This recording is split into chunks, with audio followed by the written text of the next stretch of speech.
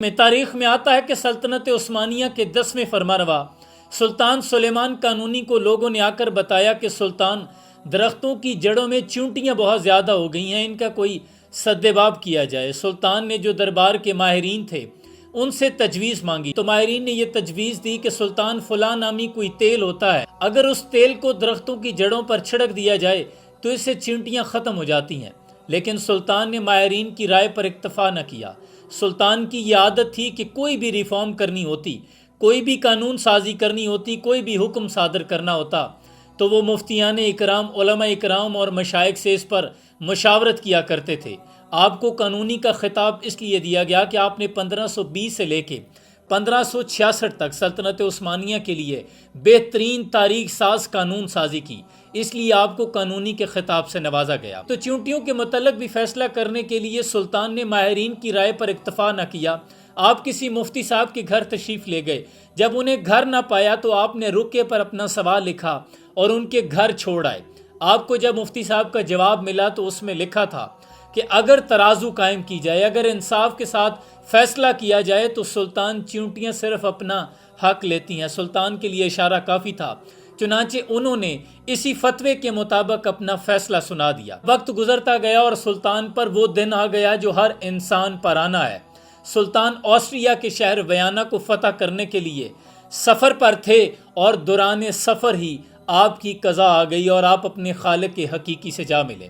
آپ کا جسد خاکی استنبول لایا گیا، لیکن آپ کو دفن کرنے سے پہلے آپ کا ایک وصیت نامہ ملا۔ اس میں لکھا تھا کہ میرا ایک صندوق ہے، اسے میرے ساتھ میری قبر میں اتارا جائے۔ یہ سلطان کی وصیت تھی۔ جب علاقے کے مشائخ، مفتیان اکرام، علماء اکرام، اکابرین سب جمع ہو گئے تو اس بات میں چیم گوئیاں شروع ہو گئی کہ آخر اس صندوق میں کیا ہے۔ دنیا دار یہ سمجھنے لگے کہ شاید کوئی ہیرے جواہرات ہوں گے جو سلطان ہم سے چھپانا چاہتے تھے، یا کوئی راز ہوں گے جن کو اپنے ساتھ دفن کرنا چاہتے ہیں۔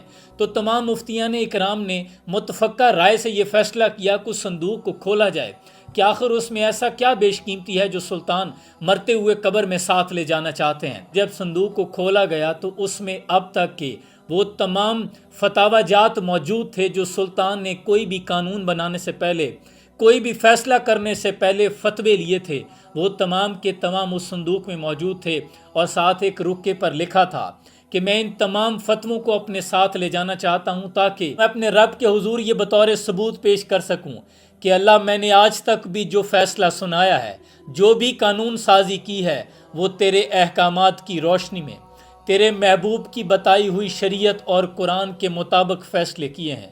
شیخ صاحب جب وہ رکا پڑھ رہے تھے تو ان کی آنکھوں سے آنسو جاری ہو گئے اور کہنے لگے کہ سلطان، آپ نے خود کو تو سرخرو کر لیا، لیکن اب ہمیں کون بچائے گا؟ یہ تھے اسلام کے اصل سپاہی، اور کبھی مسلمانوں کے سلطان اور ارباب اختیار اس طرح کے بھی ہوا کرتے تھے۔ گنوادی اسلاف سے ہم نے جو میراث پائی تھی، ثریا سے زمین پہ آسمان نے ہم کو دے مارا۔ وہ معزز تھے زمانے میں مسلمان ہو کر، ہم خوار ہوئے ہیں تارک قرآن ہو کر۔ اس قدر عظیم لوگ تھے۔